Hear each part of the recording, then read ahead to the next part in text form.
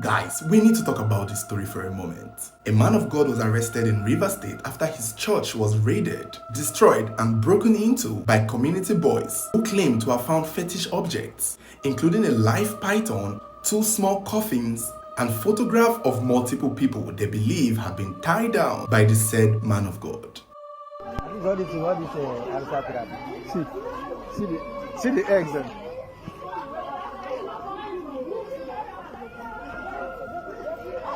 If you have picture there, I may come home. You don't tie here. I tell you, on 28 midnight. I said, why they break native egg for this? Say waiting for. In cup don't full. This one a church where fake church where police raid today.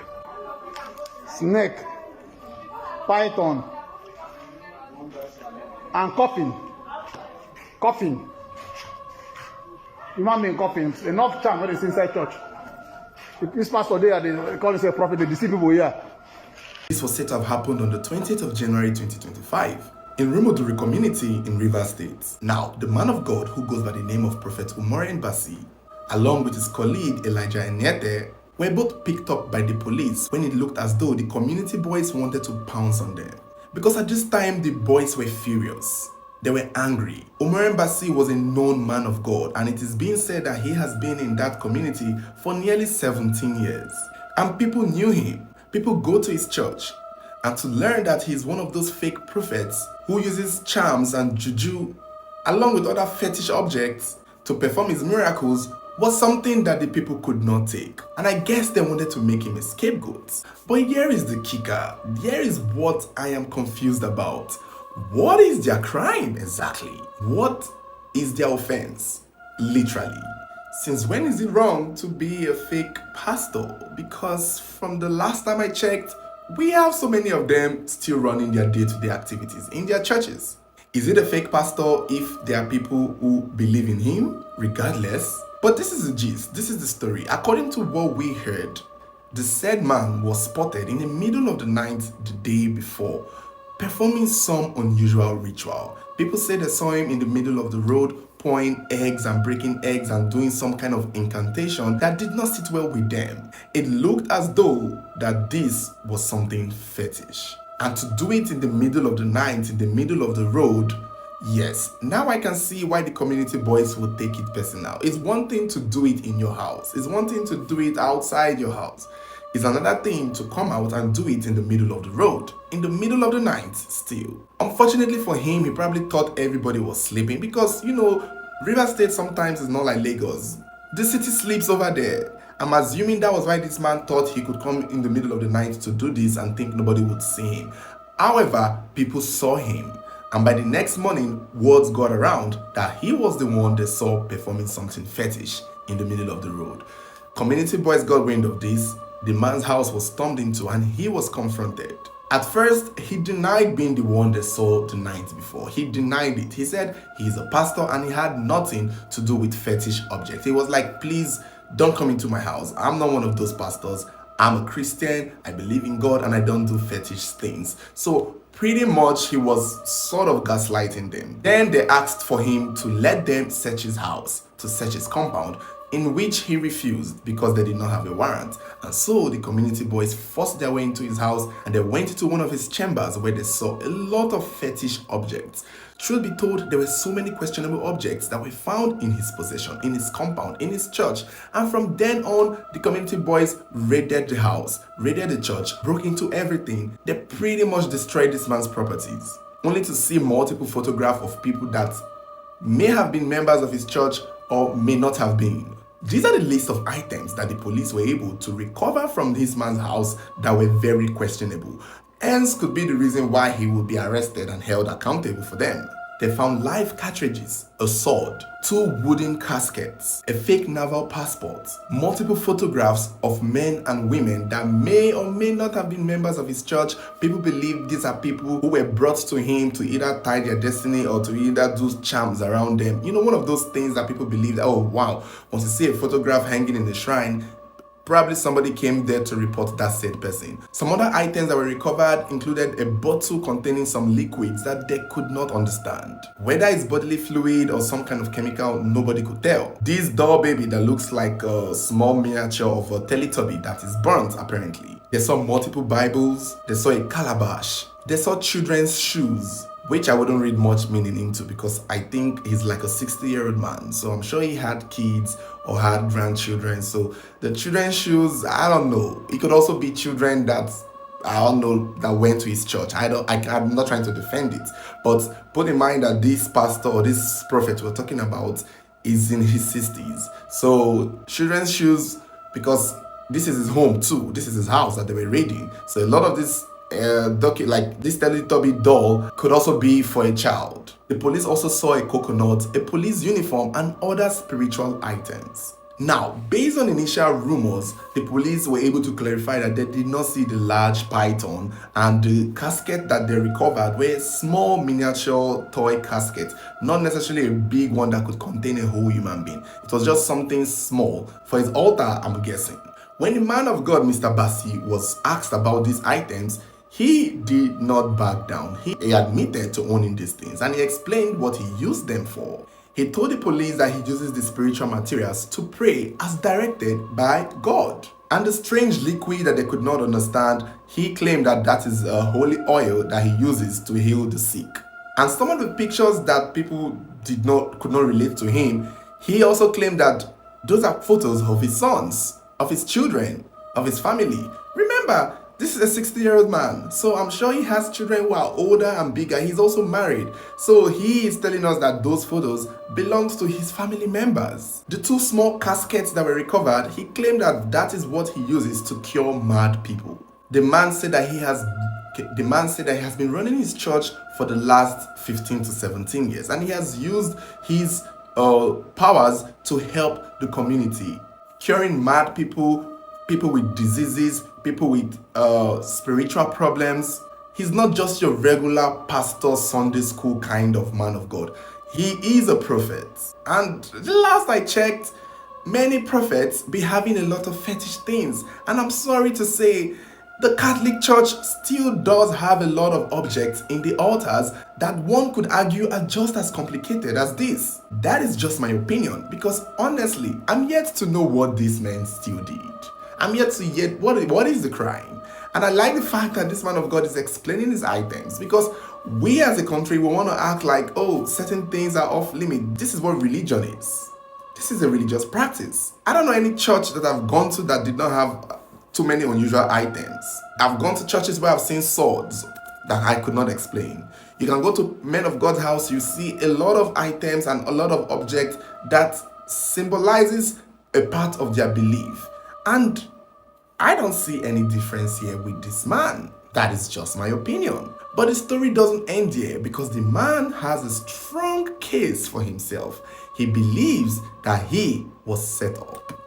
Prophet Bassey Omorin claims that some of the items that were found in his house were planted by the community boys. And to be honest with you, I don't believe him. However, that is a good argument, because now that these community boys raided his house without a warrant, it is easy for him to claim that many things found there do not belong to him. If for some reason a human head was found, he can easily deny it. This is why some people need to learn that if you want to hold down a prophet or suspicion, get your warrants, get the police. Community boys who did this, now, this man is going to come back home because he hasn't committed any crime. The only thing now is who's going to pay for all these damages. Who will? Because I feel like they went about it the wrong way. And even if they found a human head, body parts, organs, the man can easily deny that they were found in his house, because that is what he's doing now. He's now saying that the community boys planted some of these objects in his house. And honestly, that would work in his favor in court. He also alluded that this is a land issue, that people are targeting him because he was having issues with the owners of the land. According to his claims, the land in which his church is located, and I think his house, has had its lease expired per se. So he was already in court regarding the land, and the court granted him 3 more weeks to quit or something. That's what I read. So he was already getting ready to leave. So that he's claiming per se that the community boys are trying to quicken it, and that is why he was targeted and set up. If that's the case anyway, he doesn't really lose much since he was already leaving. Apparently, according to him, he was already going to leave here in 3 weeks. So I guess this is going to be someone else's problem now. The police arrested them both. I think the other friend is somebody who came to visit him, so that's collateral damage. My opinion or my thoughts, like I've already said, is I'm yet to see what the crime is. I think the police pretty much just held them to prevent the community boys from lynching them. And yes, they're doing their investigation. Maybe the police uniform and the passport, the fake, I don't know if that is the crime. Because if you want to talk about arresting people with fake passports, it's going to be a lot of arrests there. I am still yet to know what this man did. The fact is, if he has church members who believe in his spiritual practices, whether he uses charms, whether there is a coffin there, whether there is a sword, whether there is a zombie, the fact that there are people who believe in him and there are people who subscribe to he has church members. So why exactly was he targeted like this? I know this looked on the surface that, oh, we have to expose every devil, every demon. Okay, I get that. So what did he do exactly? What exactly was his offense? I just feel like this is an unfortunate situation. The man just got raided, got harassed, had his properties destroyed. His name is now embarrassed. His family are probably watching it on the news, but yet we still don't know what he did. I think the fact that they said that they saw a python was what, even if you guys saw a python, okay, maybe it's a python that was hiding there. There could be snakes in the compound. I think at some point, we all need to just calm down and ask ourselves, especially on this story, what exactly was his offense? What exactly was it that needed him to be arrested and locked up? Even the police, yes, the items recovered were questionable. And again, like I've said, he has answered the question. These items are things he uses for his... Isn't there religious freedom again? Is there only one kind of church that is allowed? The last I checked, native doctors are still allowed. Spiritualists are still allowed. Herbalists are still allowed. So the accusation here is just that people are just... The fact that they saw him doing something weird and something off. Even if the man came out in the middle of the night, in the middle of the road to bathe naked and do some kind of prayers, what exactly is wrong with that? Is that an offense that needs somebody's house to get burnt and destroyed? No, let's actually talk for a moment. It's one thing if they saw a human head in his possession. It's one thing if they saw him sleeping with a church member. It's one thing if there have been accusations that multiple people have died in his church and he cannot explain it. It looks like his church members are satisfied with the services. They are satisfied with the outcomes. He's healing mad people, and he has been doing this for 17 years. For 17 years, and yet nobody has said that their child went missing. Nobody has said that they ran mad or they were used for rituals. Nobody has spiritually or mysteriously disappeared. For what I know, this man seems to have a clean record as compared to some churches that we know that are still running till this day that have some strong accusations with documentaries to back it up. But that church is still running. Nobody has gone there to raid it. Nobody has gone there to destroy it. Nobody has gone there to check for fetish items, despite the strong accusations. But we want to sit down here and castigate this man because you saw him, which is funny. The man said he's not the one you saw. What are the chances that they actually did see? What are the chances that he was the one that they saw in the middle of the road breaking eggs in his body? I mean, I believe he's the one, sure. But if we were to go to court, what are the chances is the one? Can the person come out and say, yeah, he was the one I saw? Because it could have been anybody. It's the middle of the night in a dark spot, so it could have been anybody. They're just senseless reaction that the mob, partaking that at some point, just because many people are doing it doesn't mean it makes sense.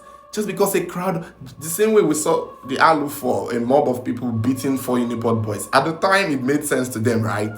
you got thieves and you beat them up and you set them on fire. This makes sense until it doesn't make sense anymore. Because when you accuse them of the weapons that they had and they were with guns and this, you could not provide it.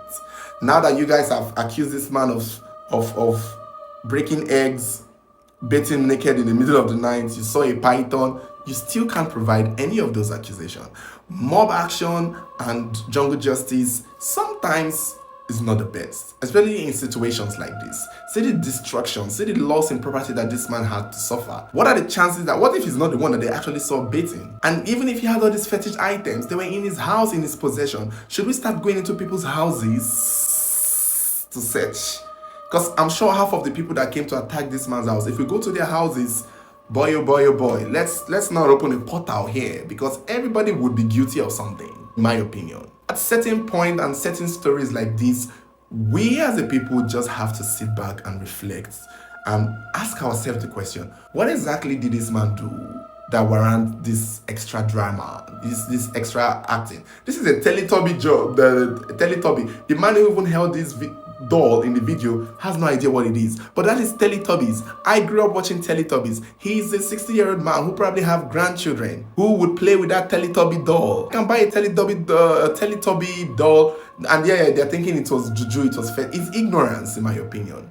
I'm sorry, this is sheer ignorance. You guys have dug holes and dug grounds to look for human head and bones, but they still haven't found nothing. The 2 caskets, small coffin that they found, so what? The man have explained it, that he uses it to cure mad people. I don't understand. Is it illegal? Even the police uniform that they saw, what? I don't know. Maybe somebody was in it. He has a large family. Who knows? Somebody was in the police that he knows. He's a 60-year-old man, so he probably knows a lot of people. And the fake ID card, I don't know. If that is suspicious, the man can easily lie that it was planted. Since you guys did not come with a warrant, you guys planted it. It's a ridiculous story, a ridiculous one. It's one that at first sight, oh my God, a fake pastor was caught, what makes him fake exactly? Because it doesn't look like any of his members have complained. Whatever fetish things you guys saw in his house seem to be working. Because if we want to talk about fake pastor, we got a whole list of pastors that we could go through. But we don't want to open that can of worms. So let's go to the poor men of God, the poor pastors, the old ones, the ones whose churches are not big, the ones whose churches don't have a headquarters in Lagos. Because if we want to talk about pastors and fake pastors and fetish pastors, let's not go there. I just feel like this is a scapegoat situation. In as much as I believe that a lot of the fetish things were in his possession, were his own, I still don't understand what that means. Is that a crime? I still don't understand. It's just ridiculous. This man has just been targeted and I feel bad for him. Clearly, his argument that this is a land issue, and since the case is already in court, I can see why this would be a good point. But at the same time, the mob action was uncalled for. I think these people overreacted. They were obviously afraid, but I don't know what their fear is. Still unjustified in my opinion. I'm just glad that he wasn't lynched, beaten, and burnt alive. Because let's face it, that could have happened. But it didn't. So now the police will go through it and see what they can hold out from this. But I personally see this man going back to his life because, again, he hasn't done anything. But if you think he did something criminal, let me know. Let me know. It's one thing to not subscribe to his kind of religion. It's another thing to think that he deserves all of this because he believes and worships differently from you. We'll just watch and see. We'll just have to wait and see how this unfolds. He hasn't been arrested or convicted or charged with anything because, again, there is nothing. Nothing. Who's now going to pay for all of this? Who will? Don't forget to like, share, subscribe, and don't forget to also let me know your thoughts in the comment section below.